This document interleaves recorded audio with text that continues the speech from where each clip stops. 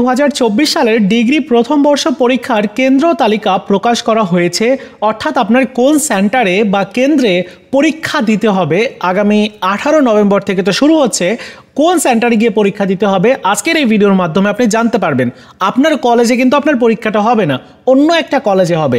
কোন কলেজে হবে আগের থেকে কিন্তু আপনার জানা উচিত। তো চলুন জেনে নেওয়া যাক যে আপনার কোন কলেজে পরীক্ষা হবে। দেখতে পাচ্ছেন আজকে 4 নভেম্বর এই নোটিশটা প্রকাশ করেছে, যেখানে কেন্দ্র তালিকাটা দেখানো হয়েছে।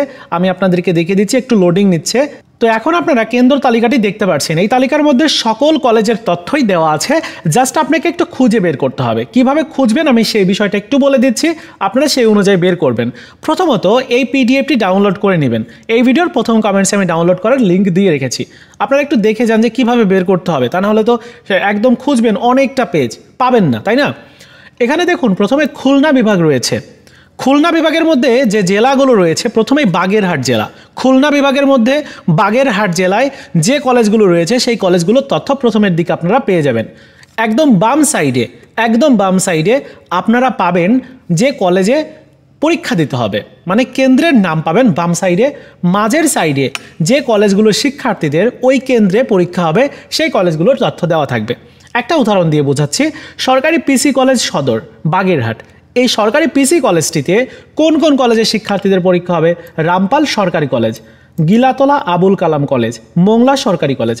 এই কলেজগুলোর মানে এই সকল কলেজ, এখানে টোটাল যে কলেজগুলো দেওয়া আছে বাগেরহাট সরকারি মহিলা কলেজ পর্যন্ত সকল শিক্ষার্থীদের এই একটা কলেজে পরীক্ষা অনুষ্ঠিত হবে, ফাইনাল পরীক্ষা, যেটা 18 তারিখ থেকে শুরু। আরেকটা উদাহরণ দিচ্ছি, বাগেরহাট সরকারি মহিলা কলেজ, এই কলেজটিতে সরকারি পিসি কলেজের যারা শিক্ষার্থী রয়েছে তাদের পরীক্ষা হবে। বুঝতে পেরেছেন?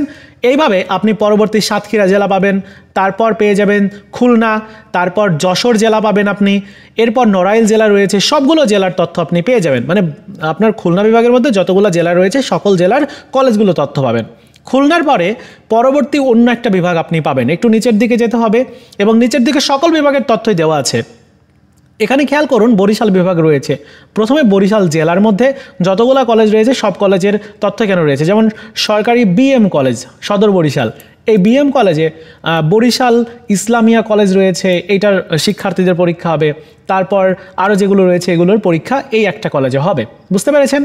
এরপর অন্য একটা জেলাতে যাচ্ছি, যেমন পিরোজপুর রয়েছে। পিরোজপুর জেলার মধ্যে যতগুলো কলেজ রয়েছে সেগুলোর তথ্য রয়েছে। ঝালকাঠি রয়েছে, তারপর ভোলা রয়েছে, এরপর আরও অন্য জেলা যেমন পটুয়াখালী রয়েছে। সো এগুলো আপনার এখান থেকে একটু বের করে নিতে হবে জাস্ট। তাহলে বরিশাল বিভাগ শেষ। এরপরে হচ্ছে সিলেট বিভাগ। এইভাবে সকল বিভাগের তথ্য দেওয়া আছে। সিলেটের পরে থাকবে ঢাকা বিভাগ, রাজশাহী বিভাগ রয়েছে, এরপরে আবার থাকবে অন্য বিভাগ। সকল বিভাগের তথ্যই আপনি এখান থেকে পেয়ে যাবেন, জাস্ট একটু আপনাকে বের করতে হবে, এতটুকু। বুঝতে পেরেছেন?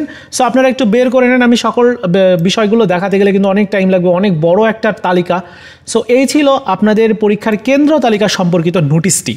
আশা করি আপনি জানতে পারবেন যে আপনার কলেজে, যে কলেজে আপনি পড়েন ওই কলেজের শিক্ষার্থীদের কোন কলেজে গিয়ে পরীক্ষা দিতে হবে। নিজের কলেজে পরীক্ষা কিন্তু হবে না।